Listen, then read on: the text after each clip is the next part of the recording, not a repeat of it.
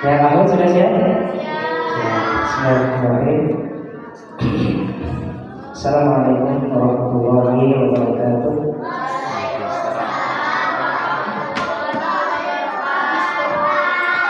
Alhamdulillah, wassalatu wassalamu ala Rasulillah wa ala alihi washabbihi wa man walah.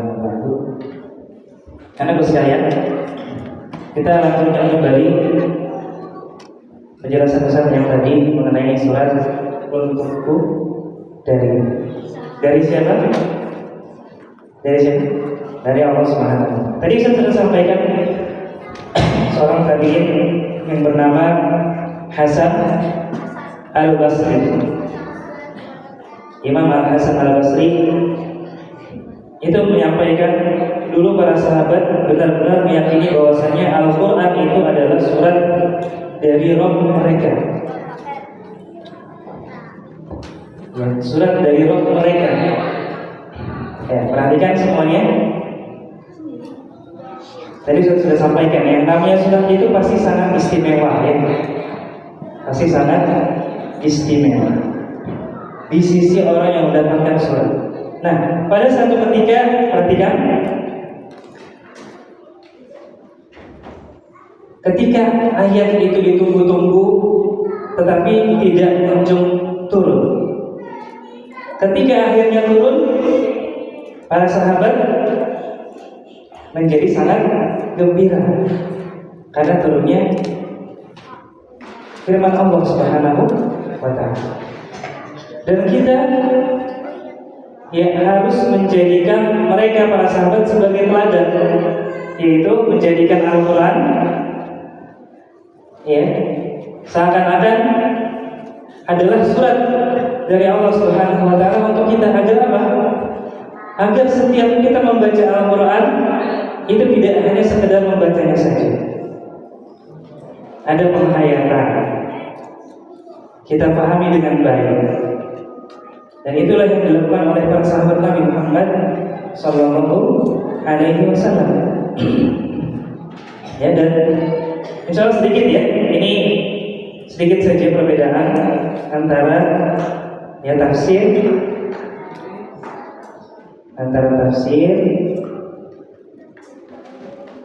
ya, kemudian terjemah,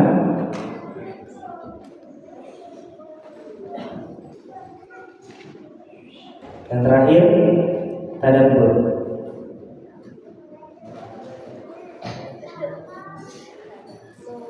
Ini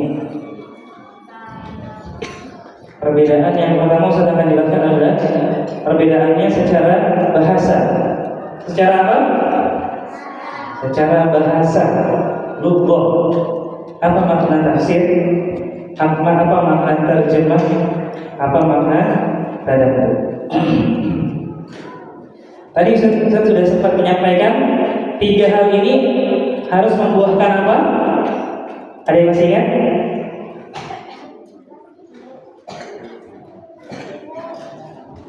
Apa? Ya, yang kencang apa? Apa? Membuahkan amal. Ini ilmu. Tapi tidak cukup hanya untuk dibaca saja, harus diamalkan. Kalau juz 29 sudah hafal semua. Ada yang sudah hafal juz 29? Surah Al-Mulk sudah. Ayat 2, Alladzi khalaqal mauta wal hayata liyabluwakum ayyukum ahsanu amala. Coba diulangi dari ayat 2, Alladzi khalaqal liyabluwakum ayyukum ahsanu amala.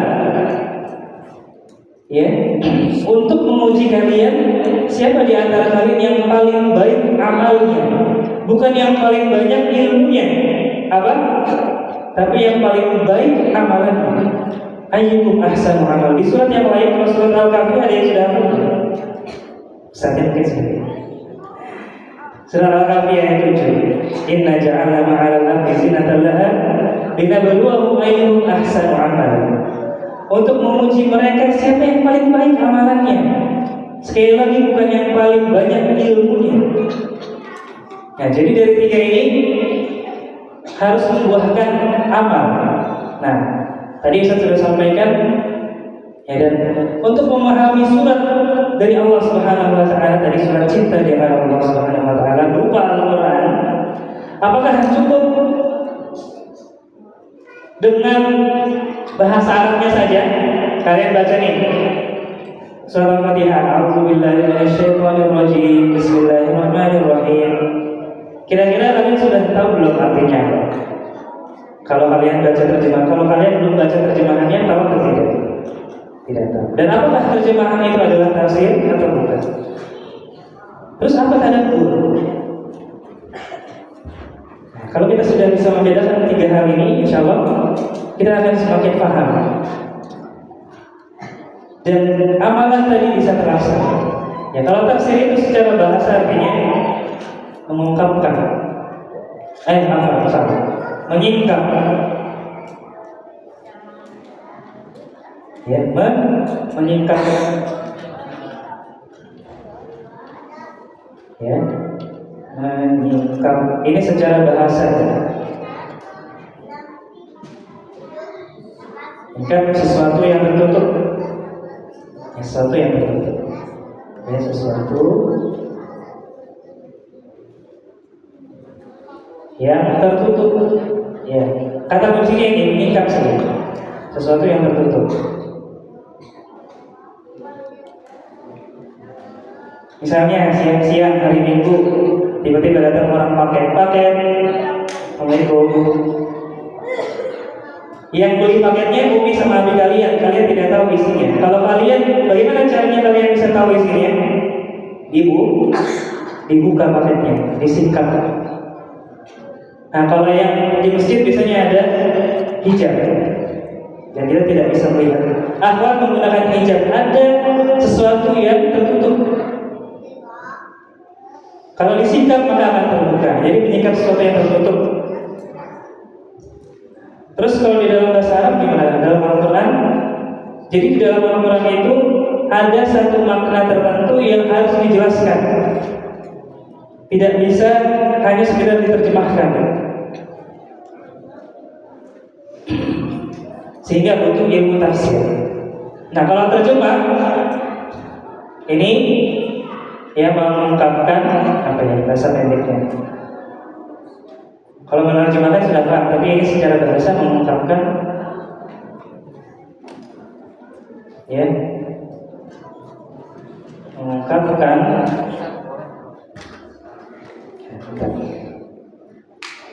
saya takut salah dari makna dari satu bahasa ya, satu bahasa ke bahasa yang lain.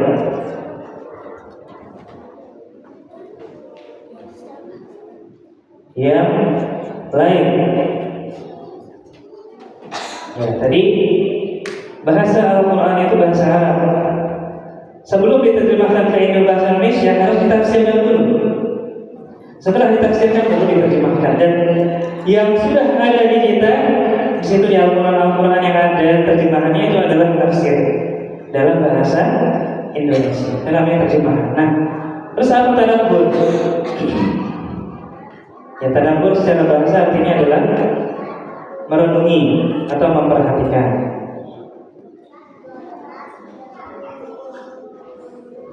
Ya, merenungi atau memperhatikan.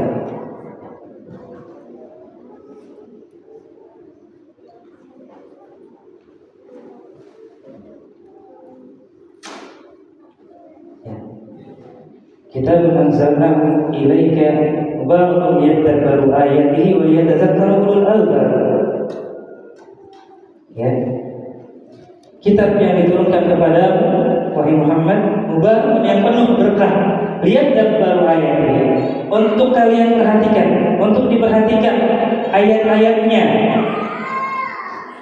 Nah, jadi tiga hal ini adalah tiga ya makna yang berbeda dan saling melengkapi. Ya, saya cukupkan ya. Jadi tafsir artinya adalah menyingkap sesuatu yang tertutup. Jadi kalau tafsir itu bisa dari bahasa Arab ke bahasa Arab, sama seperti bahasa Indonesia ke bahasa Indonesia kalau kita berbicara tentang majas. Ya, misalnya majas hiperbola. Ada yang bisa kasih contoh? Mengungkapkan sesuatu dengan ungkapan yang sangat tinggi.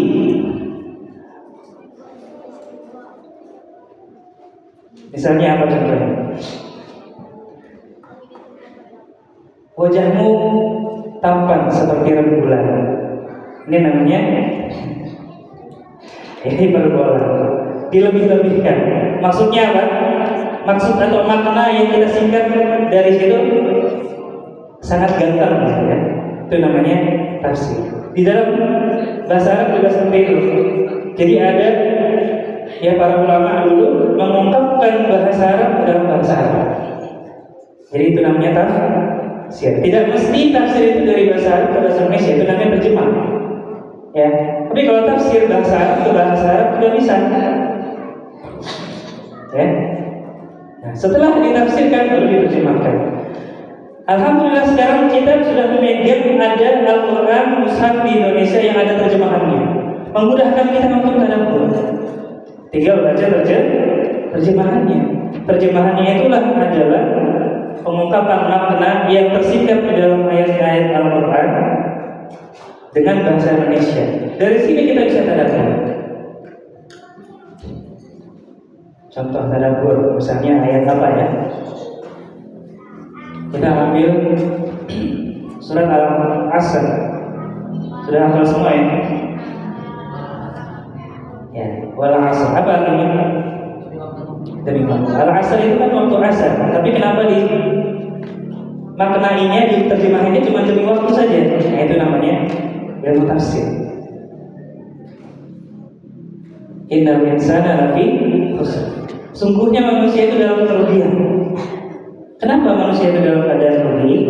Kalau kita tidak baca ayat setelahnya, kita nggak tahu jawabannya. Illal ladzina amanu wa amilus solihati wa tawassaw bil haqqi wa tawassaw bis sabr. Ini contoh. Ya. Nah, kalau kita bisa mengambil tadabbur dari ayat ini, kenapa Allah Subhanahu wa taala mengambil waktu asar? Kenapa tidak waktu zuhur?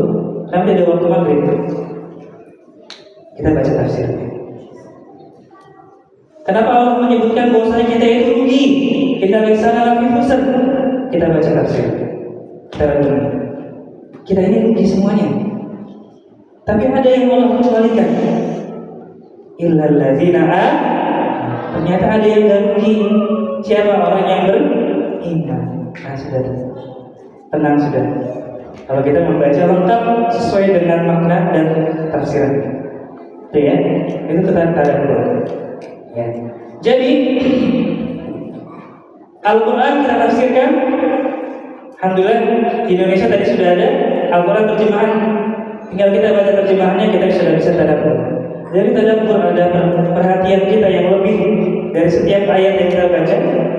Kita renungi sehingga menumbuhkan rasa kita ingin apa? Beramal. Coba, illal ladzina amanu, kecuali orang-orang yang beriman. Wa amilus solihati, dan orang yang mengamal amal soleh, wa tawassaw bil haqqi, dan mereka yang menasihati dalam kebaikan, dalam kebenaran, wa tawassaw bis sabr, dan menetapi dalam menasihati dalam kesabaran. Illal ladzina amanu maksudnya adalah orang Islam, orang yang beriman yang memiliki ilmu di atas keimanannya tersebut. Tidak hanya sekedar beriman saja. Kemudian dari ilmu yang tersebut diamalkan. Ya, kalau kita rukun Islam yang minimal itu bare minimum seorang muslim adalah mengamalkan rukun Islam. Apa saja? Ada yang bisa? Hadiahnya itu nanti. Bisa langsung? Oh, bisa. Rukun Islam yang pertama, angkat tangan. Rukun Islam. Yang pertama, jangan kelewatan.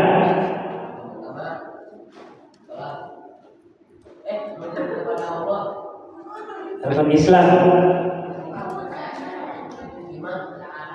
Ya, bersyahadat. Mengucapkan 2 kalimat Boleh nih pilih maju-maju. Ini amalan yang harus dilakukan oleh seorang muslim. Paling minimalnya adalah rukun Islam. Tadi bersyahadat. Tuh, dapat ya? Dapat apa nih? Oh, pensil dan penghapus, masya Allah. Yang kedua, angkatan ya ini salat. Itu siapa namanya? Ya? Sauti. Kalau tadi ini namanya siapa? Yang udah dapat pensil dan penghapus? Kadir Sauti. Ya. Syahadat, sholat. Turun dulu. 1, 2, sebutkan 3-3-nya sisanya. 3, 4, 5. Ya, terus zakat apa? Zakat apa sih? Ya udah, terus sebut lagi. Yang kelima? Bagian.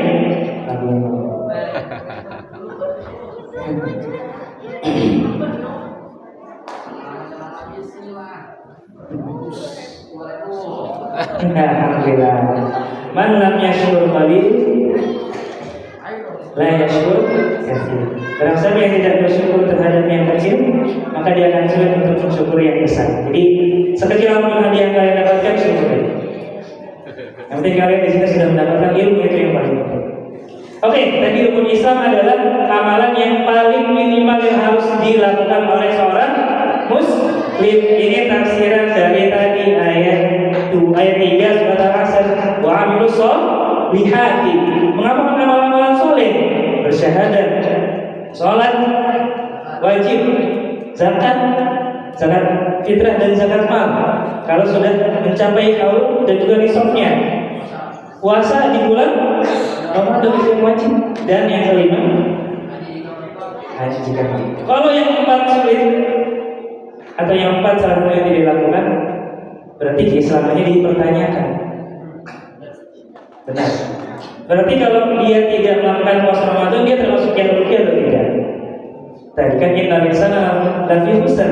Sungguhnya manusia itu dalam kerugian. Ini kita sedang mencoba menafsirkan ya surat Al-Asr sambil bertadabbur. Jadi kenapa ya Allah menyebut bahwasanya orang itu rugi? Kecuali orang yang beriman dan beramal soleh. Amal solehnya tadi 5 rukun Islam ini. Kalau dia tidak melaksanakan 5 rukun Islam itu, berarti ada yang salah dengan keimanannya. Kalau sudah tidak lengkap,